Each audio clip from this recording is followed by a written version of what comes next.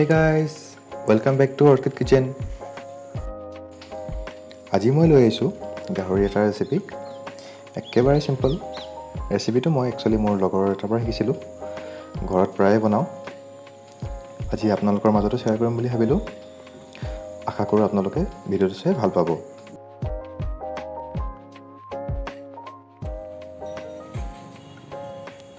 দেওবাৰ আৰু গাহৰি এক বুজাব নোৱাৰা কম্বিনেশ্যন, গম পাইছেনে? যেন দেওবাৰে দুপৰীয়া গাহৰি নাখালে কিবা ভাত সাজ আধৰুৱা হৈ ৰ'ব। সেইকাৰণে আজি ৰাতিপুৱা ওলাই আহিছোঁ গাহৰি কিনিম বুলি। মাংসখিনি যে কি ধুনীয়া নহয়, একদম দাদাজনক ভালকৈ চাই পিচ এটা দিবলৈ কৈছোঁ। বাকীখিনি মই ঘৰতে কাটি ল'ম আৰু।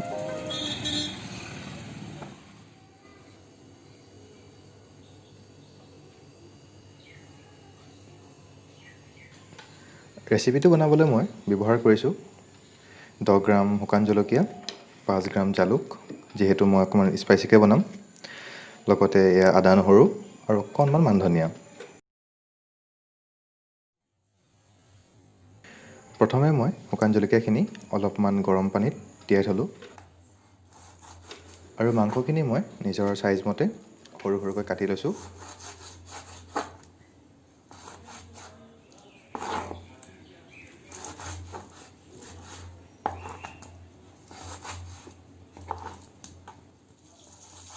এতিয়া মই মাংসখিনি ধুনীয়াকৈ ধুই ল'লোঁ আৰু নিমখ সানি পেলাই প্ৰায় 10 মিনিটমানৰ বাবে থৈ দিলোঁ। তিয়াই ৰখা শুকান জলকীয়াখিনিৰ লগত নহৰু দি পেলাই মই মিক্সিত ফাইন পেষ্ট এটা বনাই লৈছোঁ আৰু জালুকখিনি মই ভালদৰে পটাত পিহি পেলাই গুড়ি কৰি লৈছোঁ।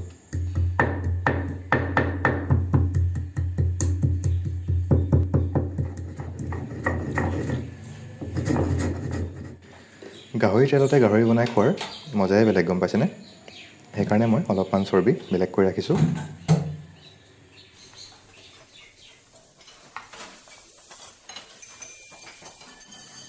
কেৰাহীখন মই অলপমান গৰম হওঁতেই চৰ্বিখিনি দি দিছোঁ।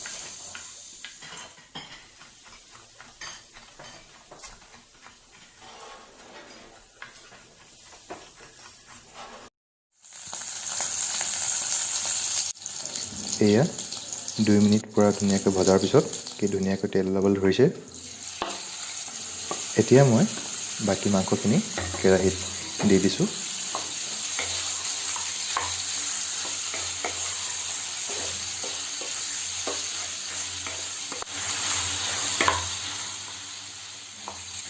আৰু মাংসখিনি মই ভালদৰে লৰাই প্ৰায় 10 মিনিটমানৰ বাবে মিডিয়াম ফ্লেমত থৈ দিলোঁ।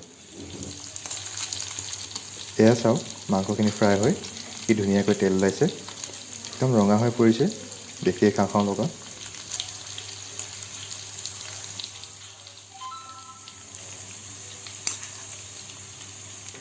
এতিয়া মই মিহিকৈ কাটি ৰখা আদাখিনি আৰু লগতে পিহি ৰখা জালুকখিনি দি দিছোঁ আৰু লগতে জলকীয়াৰ পেষ্টটো দিছোঁ। ভালদৰে মিক্স কৰি এতিয়া মই প্ৰায় 10 মিনিটৰ বাবে এইখিনি সিজাই ল'ম।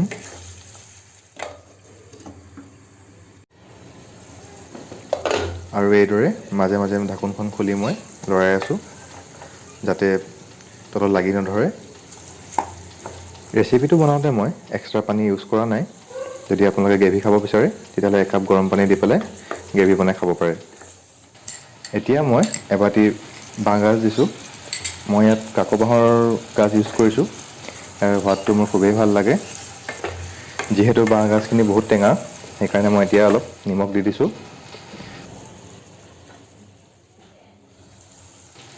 আমাৰ ৰেচিপিটো প্ৰায় সম্পূৰ্ণ হৈ উঠিছে। কি যে ধুনীয়া গোন্ধাইছে নহয়, আপোনালোকে যেতিয়া বনাব তেতিয়া নিজেই অনুভৱ কৰিব। দুখিলা মান ধনিয়াৰ পাত দি এতিয়া মই গেছটো অফ কৰি দিলোঁ। চ' আজি মোৰ গাহৰি মাংস পূৰা ৰেডি হৈ গ'ল। যদি মোৰ ৰেচিপিটো চাই ভাল পালে ভিডিঅ'টো লাইক কৰি দিব আৰু চেনেলটো প্লিজ ছাবস্ক্ৰাইব কৰি দিব। আৰু আগলৈও মোৰ নতুন নতুন ভিডিঅ'বিলাক পাই থাকিবলৈ হ'লে বেল আইকনটো ক্লিক কৰি দিব। আকৌ আহিম নিউ ৰেচিপি লৈ। তেতিয়ালৈকে বাই বাই।